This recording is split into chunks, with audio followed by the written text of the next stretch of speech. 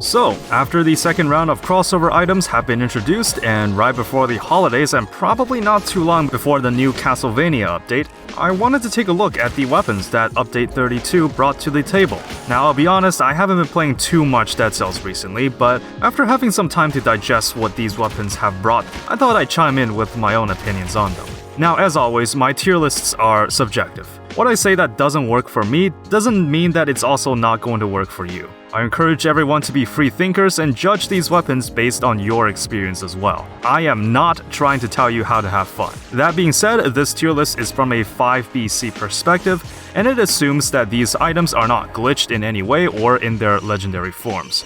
So, let's get started.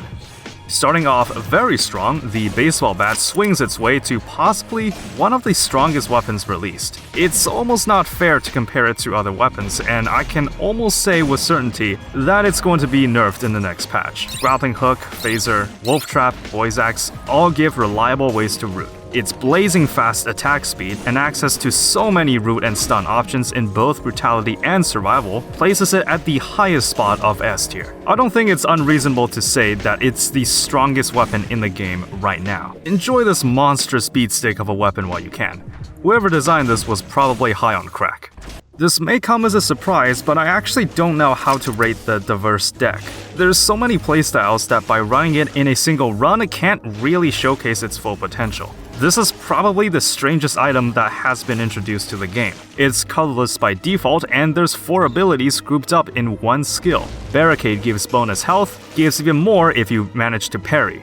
Worth mentioning that it's possible to exceed your total health percentage, so you can actually have more than 100% health. Catalyst requires you to hit things with a melee weapon, so it's particularly good in drawn-out fights like elites and bosses. Electrodynamics summons lightning orbs around you, so it's good for clearing those pesky exploding bats. And Foresight, which has an invincibility gimmick. These cards will rotate in this order, so ideally you want a melee weapon to work with Catalyst, a shield to boost your health with Barricade, and a skill with decent cooldown for electrodynamics. Of course, you don't actually need all those requirements if you just plan on using one of the cards indefinitely, like what I did with the lightning orbs in the sewers, since the rotating orbs do a fantastic job at exterminating the smaller enemies. And Foresight on paper is probably one of the more powerful effects in the game. An ice armor that doesn't expire is just overpowered as hell. On a tactics build, this can prove to be invaluable, and I'm not sure if it will prevent a death from a curse. But say that you want the Catalyst card for an upcoming elite, but your current card is Electrodynamics.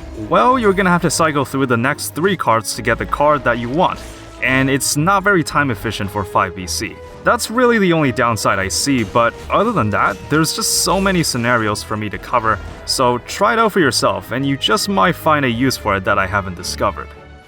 The King Scepter works similarly to the pure nail weapon from the last crossover update. You bounce off an enemy and get to pogo another hit if you succeed. Unlike the nail, the devs have learned their lesson in allowing a weapon that allows infinite pogo hopping in a game that doesn't factor in verticality. So at most you can only bounce 2 times every combo. Should you bounce twice, the attack finishes by leaving you in the air. This weapon is most likely used as a secondary, as I find the damage to be a little inconsistent, and the hitbox of the downward drill is considerably smaller than the nails. There's some interesting strategies you can do with this, like stunning a large target, then charging up a heavy weapon mid-air to land in your attack without fear of getting hit. The only problem is that the Scepter is brutality only and most heavy weapons are survival. Not only that, you can just run the Throwable Object weapon or the Rampart shield and guarantee yourself some breathing room without the wonky repositioning. And I'm not sure if you noticed, but once you end the combo, you are up here and the enemies are down here, and there really aren't a lot of weapons in the game that can attack downward. I tried running it with the pure nail, but I found the movement and the mechanics to be a little too confusing to use. And overall, it can leave some downtime between your attacks. So again, there are some interesting things you can do with the Scepter, but I don't think it's going to invent a new playstyle. I'll give it a decent B tier. The laser glaive functions almost exactly the same as it does in Risk of Rain. that it is a beast when clearing crowds, but pretty bad at single targets. I was really surprised to see that it is a weapon and not a skill, meaning you can spam it out rather quickly. In biomes, you can control its usefulness by running past a lone enemy and grouping it with others so that the glaive can bounce off other targets. I quite like the complexity in the sense that which targets you throw at will actually determine how useful it is. If there is a big enemy by a rat, throwing at the rat will only cause the glaive to bounce once on the big enemy since it already kills the rat on the first hit. But hitting the big one will cause the glaive to bounce twice, once on the initial hit, then again on the rat, and then finally finishing off the big enemy. I really like that degree of complexity, as using it correctly can snowball pretty hard in biomes.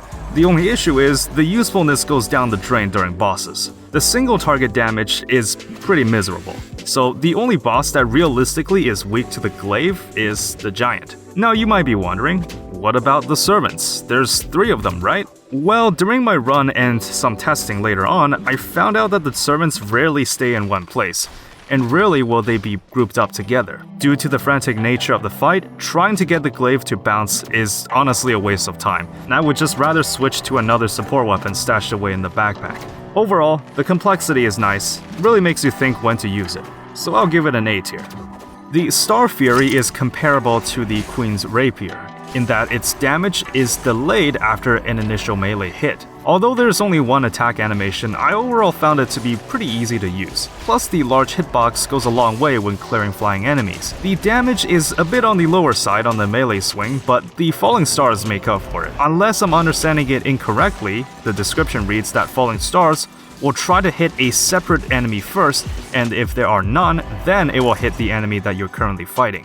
On 5BC, it can alert unwanted enemies to your location, which can be pretty annoying since you can't choose which target the falling stars hit, and the lack of breach on the swing also hurts a little bit, so enemies will still be able to attack you if they're not finished off quickly. There were rare instances where the stars didn't fall at all even when I was hitting stuff with the melee strike, and pairing mutations is a little difficult since the melee damage is weak and you can't control where the ranged projectiles land. Overall, I found it to be pretty decent with good support.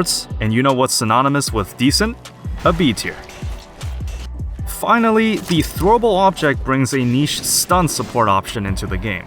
You refill its ammo by killing enemies. With its decent damage, you probably don't need to worry about running out of shots in biomes. Just like almost every other ranged weapon, this thing gets a lot better with the Pierce affix. I've always thought stun was one of the weakest status effects in the game, but being able to stun on demand can be very useful, like stopping a charging rampager dead in its tracks, or stopping a fester zombie from spawning worms. I like the strategic nature, and with elites and tier 1 bosses, the stun can actually work very well. That being said, due to the fact that you need to kill stuff to regain ammo, the weapon is almost useless on late game bosses.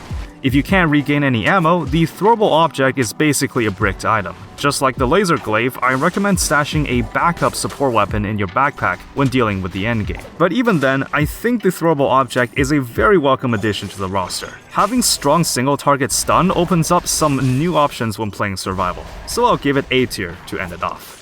And there we have it, my ratings for the second round of crossover items. Again, I don't claim to have objective opinions on these items, so if you have other thoughts or suggestions, please let me know in the comments. I'm honestly looking forward to the next Castlevania DLC, and I will have a new showcase video out in the coming days. Stay tuned, and have a good holidays, everyone.